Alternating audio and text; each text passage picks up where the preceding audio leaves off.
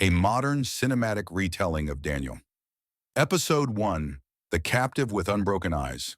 The van bumped violently as it roared down the cracked highway leading out of Jerusalem. Daniel's wrist burned where the plastic ties cut into his skin.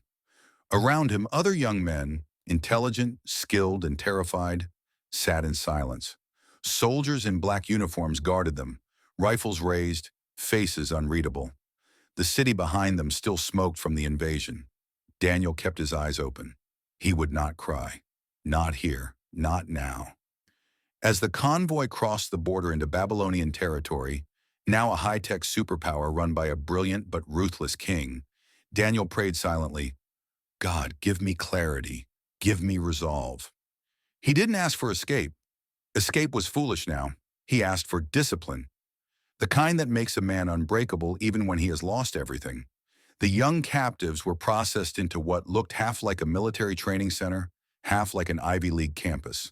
Screens flashed economic charts, political strategies, military simulations.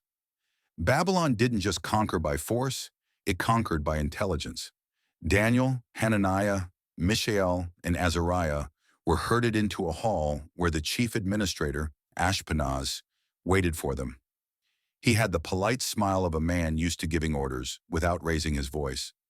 Did you know that Hananiah, Mishael, and Azariah are Shadrach, Meshach, and Abednego, respectively?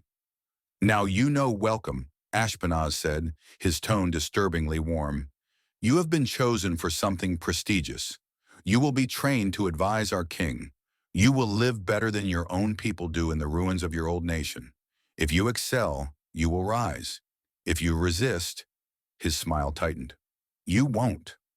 Servants brought trays of food, steaming meats, wine, pastries that smelled like temptation.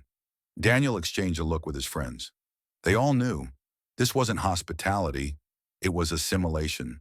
Lose your culture, lose your faith, lose your identity, become Babylonian. Daniel stepped forward.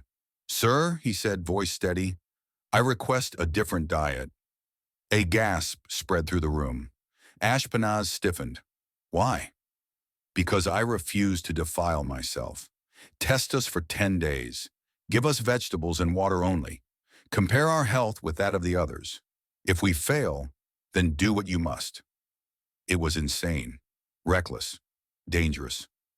But Daniel's eyes didn't blink. Ashpenaz stared at him for a long time. Daniel's friends held their breath. Finally, 10 days, Ashpenaz said softly. If you fail, this ends. 10 days, 10 days of discipline. 10 days of people whispering that they were doomed.